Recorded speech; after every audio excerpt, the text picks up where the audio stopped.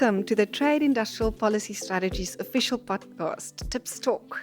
This is a show where we delve into the fascinating world of economics and its impact on global development. I'm your host, Elize Hattingh, and today we are asking why is it important for local and provincial government officials in the Eastern Cape province to understand the impacts of climate change and the imperative to decarbonize our economy, as well as make that transition just. We are finding ourselves in Port Elizabeth today. We see how many officials can turn policy into action. Today we have a very special guest, Ms. Nones from Marche, local municipality, and she's going to introduce herself and tell us a little bit about her role and where we can find this very unique municipality, where it's located in the Eastern Cape. Thank you. Thank you very much. Thank you for inviting me to this interview. My name is Nones and my surname is Mlungu. I'm working as Director Community Services in the Mbashe local municipality. My main responsibility is to ensure a healthy and safe environment within the municipal jurisdiction. So that involves waste management, safety and security, and as well as environmental management, the entire environmental management. I'm happy that I am here because Mbashe municipality is a very small rural municipality in the eastern side of the Eastern Cape, along the N2 route from Cape Town to Durban, in the middle of the N2 route. And it is characterized by high poverty levels, unemployment, and compromised literacy levels. It's a deep rural municipality where people survive on subsistence farming and other traditional ways of livelihood. And Mbashe municipality is in the Amatole region. And the main thing is that Mbashe is made up of two small towns, which are Idugwa, Willowvale, and Elliotdale. All these three towns are very small towns that cannot afford to generate a reasonable amount of its own finances. So it's highly dependent on government grants to survive. And as such, there isn't much money that we're getting from our ratepayers to afford our waste management needs.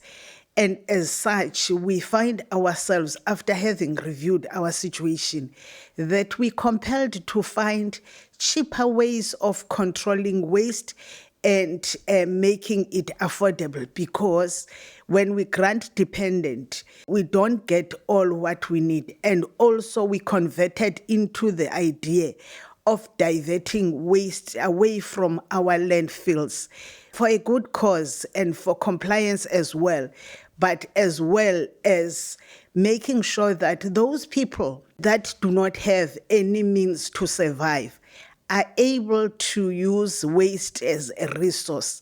Then in the past 3 consecutive years, we have managed to convince our council that let's look at alternative modern ways of controlling waste. We started creating votes from our budget, diverting budgets that were used for the traditional ways of waste control to making sure that we're funding waste initiatives. One glaring factor was the fact that there is a tendency that has just emerged. We don't know what was the source of that, but we have seen that happening and is still happening, whereby rural women from the deep rural areas decided on their own to collect scrap metals from the dongas, from the rivers, and from everywhere along our jurisdiction, and pack it along the N2, taking it to Durban. Voluntarily, nobody forced them to do that. They're taking that risk. They survive cold nights, thugs, and everything, waiting for a lift, a truck that would have space to take them. We've had sad stories of what happened to them. Some raped, some robbed, and all these things. And we said, Because we also have those people that are scavenging, that are waste picking in our own dump site, and who survive with that.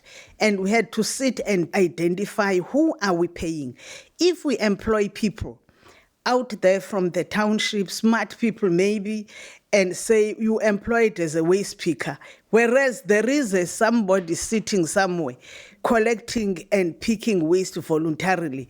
And we said as a municipality, let's start uplifting those people, recognizing them and giving them the confidence that we can see you and we appreciate what we are doing.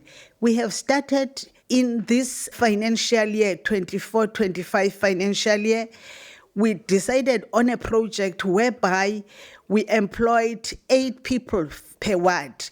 Our municipality has got 32 wards. So out of the 32 wards, on our EPWP program, we managed to employ 8 people per ward and say, ward councillor identifies whoever you see collecting waste, living out of waste, and bring the person on board. And we had an agreement with the person that we don't stop stealing because you are employed, but we're giving a stipend so that you can survive. So what we did, we said we're giving you a 2-day stipend and you work 8 days a month, and then the rest of the days you do your own business, you work for your own quantities. But the saddest part of that is that all what is being collected, bulk of the volumes collected is wasted on transporting that waste from point A to point B. For example, our area is along the Indian Ocean. We've got a reasonable share of the Indian Ocean in our municipality, bordering from Coffee Bay on the KSD side to Butterworth on the Butterworth side. So both Willowvale and Ellodale have got a reasonable share of the coastal area. The people on the coastal side are the main people that are collecting scrap metals and whatever, and they would transport it from wherever down there to the N2 route towards Durban or East London, and then they pay all the way. And we're saying ultimately you will find that the person isn't getting anything, but they continue because of the drive and the passion and the commitment that they have, which needs to be uplifted and appreciated. On the 3rd of this month, we're having a broader forum whereby all the participants and the funders, because some of the people that have shown interest in our project were the producer responsibility organizations. And then we're inviting everyone, Salga and everyone else, into our big council chamber, whereby we'll be evaluating the project and seeing what worked, what didn't work. But what is glaring right now is the fact that Eastern Cape waste pickers or waste recyclers need more processed waste, so that it can be portable, it can be cheaper to transport it. So yesterday, one thing I got first was that kind of confidence that we are on the right track, looking at the presentations, at the lessons learned, and at the fact that when you're looking at the issue of transition, we could identify ourselves as one of the people that are part of the transition, and the lessons learned here and probably continuous interactions with tips would be used to enhance our project. The one thing I would say to my mayor in a nutshell would be that let's keep going. We are on the right track, and everyone else is experiencing the problems we are experiencing. But we're better off because we have started already and we're working on something. So I was very happy to be part of this interaction, this training, particularly the first day, because it was very relevant for us, the people that are working down there, the grassroots people. And I will take it further home and share with the municipal manager and everyone else. I agreed more with the issue of education and awareness, because that's one great thing that we have managed to do. We have managed to motivate people, create awareness. Now, if you are at a mall or you're attending a funeral, you will meet somebody saying, I've got bottles waiting, I've got plastic waiting, when can you help transport my load? And people know that their waste is their money. Thank you very much. Thank you. And I really appreciate you giving us a little bit of a taste of your municipality and your challenges. And I'm also very excited about the fact that you're seeing waste as the new gold. There's an opportunity, but also strategically you are identifying the gaps within your logistics and what you can do further to enhance the job creation around the waste downstreams and upstreams.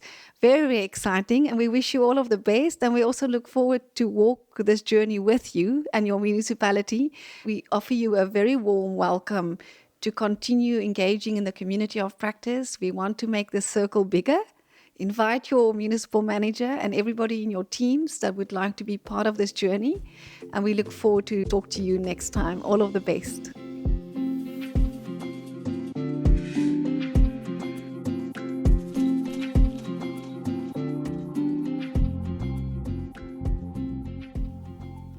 I have another amazing guest with us today. Babalwa, she's going to tell us about her very tiny municipality, but it's a very beautiful big mountain where she's located. So over to you and welcome, and thank you for taking the time to talk to us on this podcast.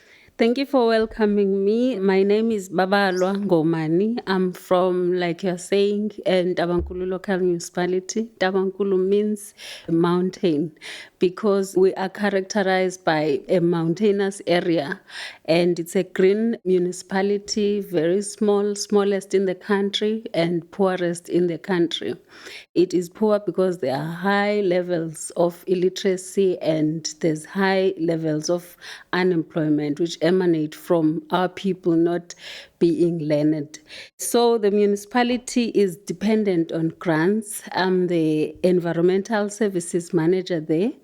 It's a municipality that is also dependent on subsistence farming for survival. Our people are still on the indigenous farming practices. I think the training has opened my eyes a lot because it encourages how we can better have infrastructure that is resilient. We've also had our own strides in terms of trying to ensure the green economy as well in the municipality because, as I said, we are reliant on subsistence farming, and the municipality is in the process of constructing an agricultural college, which is going to focus on growing and processing cannabis for medicinal purposes. So we pride ourselves with that. We also have our famous Gomo Forest, where we house the endangered species of the Cape parrot. We only have a few in the province. I think the last time they did the counting, it was 21 that are housed in that forest. So we also use that forest for activities like hiking, all those recreational activities that make you feel like you're in another world when you're in Tabankulu. In terms of the green economy, we've tried to make strides as well. I joined the municipality in 2023 and we've been getting compliments. The last one we got was from the MEC of Didiat that at least in rural municipalities we have improved in terms of having a clean and a green town. So that encourages us because we started with introducing a system of waste separation, ensuring that we educate the households that are in the urban area and in the rural area that the food waste that you think it's useless, you can use it for giving it to your animals, for feeding animals. You can also use it for composting and trying to grow new food or vegetables and other plants from it. We also ensure as the environmental services unit that we encourage our peers, especially the engineers, that whatever building or infrastructure is going to be done, it must be energy efficient. we need them to comply with our standards on that one. And the water harvesting, all our buildings have solar grid on them, and they have water harvesting. The Just SA session, as I've alluded, is very informative because it has better equipped me, and I will take that information and apply it on my day-to-day operations on how best we can build a resilient infrastructure, because at the end of the day, if we do not give this green economy concept time and application and attention it deserves, it comes back to the generations that will come after us, because climate change issues, they emanate from not taking care of the environment today. And also the point that was raised there that maybe we need to encapsulate the green economy concept on the curriculum of the little children who are growing up, so that they grow up knowing what to do and what not to do, to ensure that other generations that also come after them are well taken care of. It's as simple as that. For the province, I think they need to start making plans and availing budget for ensuring that concepts or initiatives like recycling are also compulsory. I think that's about it. Yeah. Thank you. It's really great to have this time with you today and to get a little insight on your very tiny municipality. And for us, it's important to hear your voice because no one needs to be left behind. No one must All be the left small behind. municipalities matter. And it's a beautiful picture that you painted for us of your mountain and the forest and your indigenous species, and the way that you're applying green economy principles already in terms of your green building, your water harvesting, and also renewable energy. So that can be just a prosperous future for you and thinking already of our next generations. Thank you, and we wish you all of the best for taking this information back to your municipality, and all the challenges that lies ahead with Just Transition. May you prosper. Thank you. Thank you so much for having me.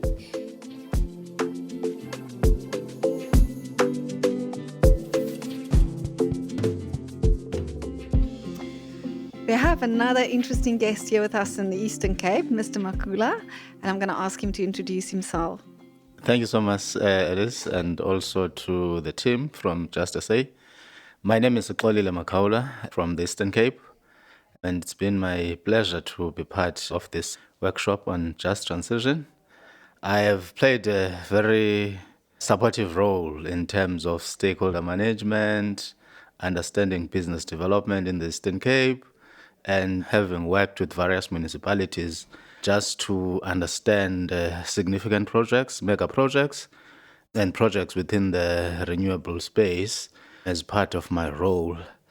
And in this workshop in particular, I have had an interesting session to learn about just transition and its significance to the green economy, and mainly how this transition has to be managed to ensure that it's just and it's a transition that is inclusive and ensures that it integrates and it takes everyone on board. Some of these lessons, as it may be seen, that some of the initiatives are very long-term in nature. And as well, if you look at how this will be implemented, some of the projects might even be beyond our generation.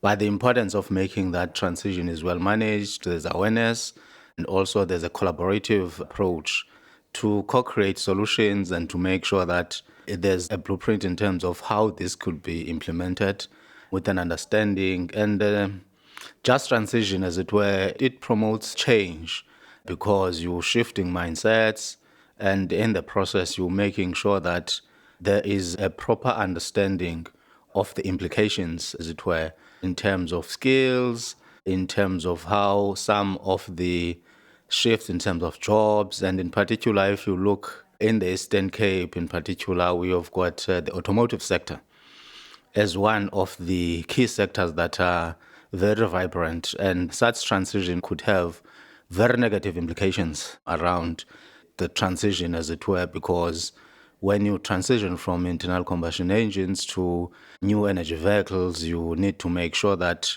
the skills that might be obsolete in the process, you have a way of implementing reskilling programs.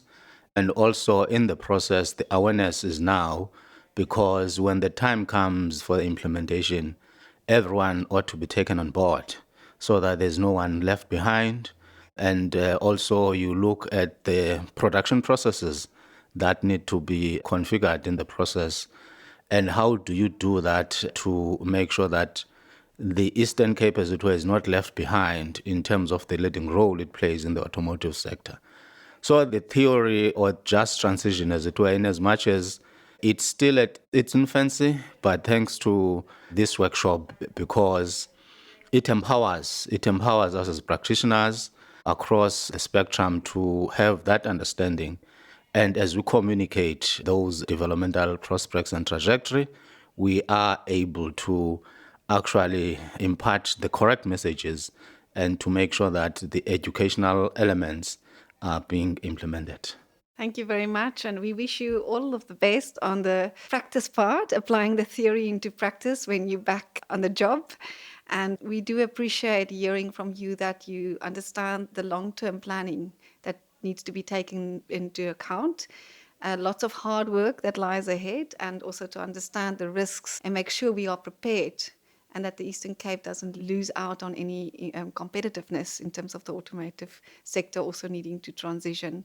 So we wish you all of the best, and we look forward to engage with you in our community of practice, and we're here to support you going further.